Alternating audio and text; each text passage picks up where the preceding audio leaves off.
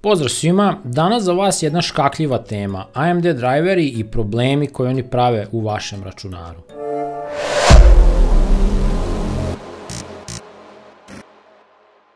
Kao što ste verovatno i primetili, trenutno je veoma aktuelna tema sa AMD driverima i sa problemima koji pogađaju određeni broj korisnika, znači određene grupacije korisnika. I ti svi problemi su nekako vezani za ovaj Adrenalin 2020 i odnose se na Polaris kartice i ove RDNA, znači nove modele iz 5000 serije.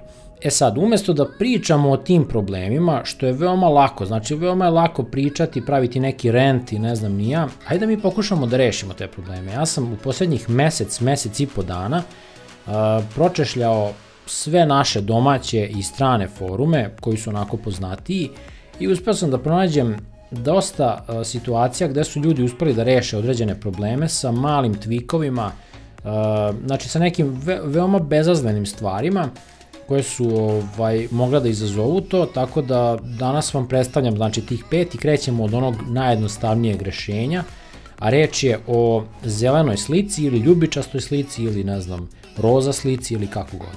E sad, kako rešiti ovaj problemčić i šta ga u stvari uzrokuje?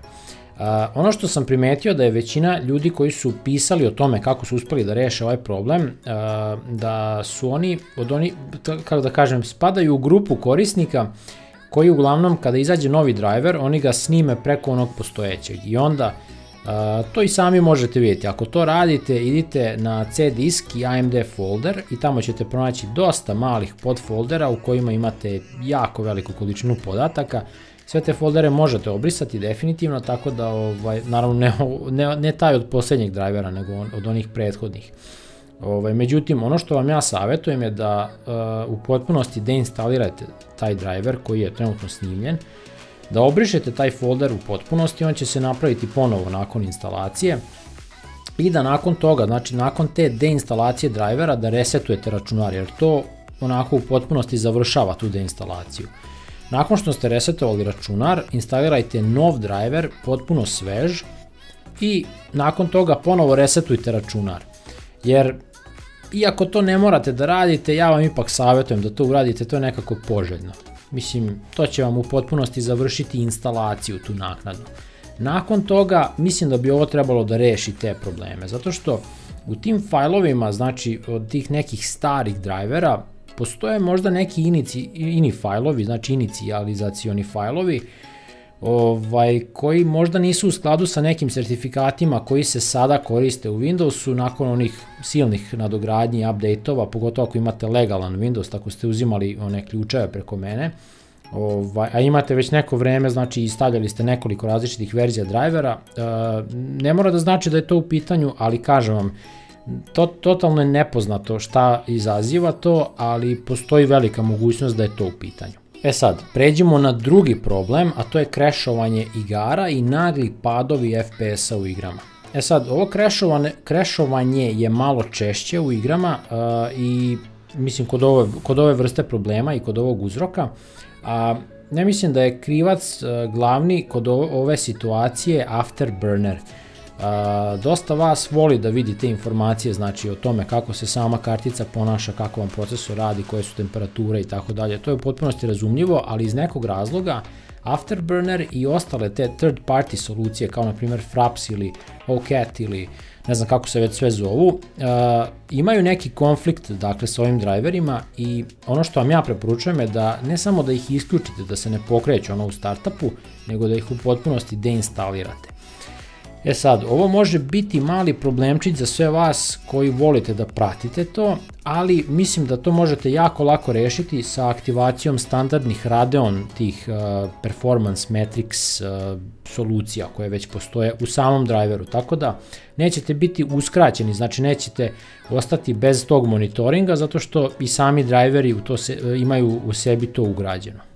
E sad, treće i četvrto potencijalno rešenje za probleme može ležati u samim driverima i opcijama za Enhance Sync i Chill opciju. Chill opcija, kao što znate, može biti jako korisna u nekim igrama u kojima vam nije neophodan ogroman frame rate, jednostavno ograničite ga na primjer na 60 ako vam je to osvežavanje monitora imate 60 sličica u sekundi, grafička se ne napreže, nešto pretarano da postigne neke abnormalne cifre, smanjuje se broj obrtaja ventilatora, ceo sistem je tiši, manje je zagrevanje, ok, jako dobra stvar. Međutim, dešava se nekad kada radite ono gaženje starih drajvera, znači kad instalirate nove preko onih starih, bez prethodne deinstalacije, da se ponekad ti profili pomešaju, ako ste pravili neke profile, i onda vam u nekim drugim igrama može aktivirati chill, kao na primjer u League of Legends, da zaključa na 30 FPS-a, ako ste imali, ne znam, 150 plus i tako dalje. Tako da, ono što vam ja savjetujem da potražite taj chill i da potražite Enhance Sync. Enhance Sync je opcija koja omogućava da se dobije efekat free synca na monitorima koji to ne posjeduju. Znači nisu sertifikovani za free sync, ali iz nekog razloga AMD ima napravljen, znači, taj sistem u driverima koji može da simulira to. Naravno, ako imate bottleneck u sistemu i sam sistem se u igrama ne ponaša baš sjajno, znači da vam je, ne znam, procesor slabiji ili grafička slabije ili šta god, može se desiti nekad da se ovo malo pobrka, da se poremeti nešto i tako dalje. Ono što vam ja savjetujem je da odete u globalna podešavanja kada je gaming u pitanju, znači u samom driveru, i da potražite taj Enhance Sync, da ga isključite i da potražite chill. E sad, to možda neće biti dovoljno, potražite i sve igre koje trenutno igrate, one će biti tamo izlistane i onda u njima pojedinačno isto pronađite sve te opcije, pa ako su uključene, definitivno ih isključite, i mislim da bi ovo trebalo da reši isto te probleme koji se javljaju sa, na primjer, ogromnim padovima frame rate-a u PUBG-u. Dosta vas mi je pisalo o tome, mislim da je ovo jedan od uzroka za to i da bi ovo trebalo da reši tu situaciju. I na kraju, peto potencijalno rešenje svih problema koje imate sa sistemom može ležati u chipset driverima. Chipset driveri su specifični zbog toga što ih onaj Windows update nikada neće povući. Znači, ako postoji novi, svež chipset driver koji je AMD napravio za, ne znam, B450 ili X470 ploče ili novije ove X570, on se neće updateovati preko Windows update-a, tako da ćete morati to manualno da uradite. Mislim da su ti driveri nedavno čak i obnovljeni specifično za B450, X470 i X570 matične ploče. Za B300 seriju i X300 nisam nešto siguran, mada proverite ako imate takvu ploču, možda postoji novi driveri za njih. Mislim da je ovdje dosta rešeno problema kada je u pitanju kompatibilnost novih PCI Express 4.0 kartica sa ovim PCI Express 3.0 konekcijama i obrnuto. Ako gledate ove novije ploče sa nekim starijim sistemima, znači grafičkim i tako dalje. Tako da definitivno nadogradite te drivere za chipset i mislim da nećete imati većinu onih problema koji se pominju danas, znači kada su AMD kartice u pitanju. I to bi bilo to. Ja se nadam da sam vam pomogao sa ovim bar malo, da sam uspeo da rešim neke probleme zajedno sa vama.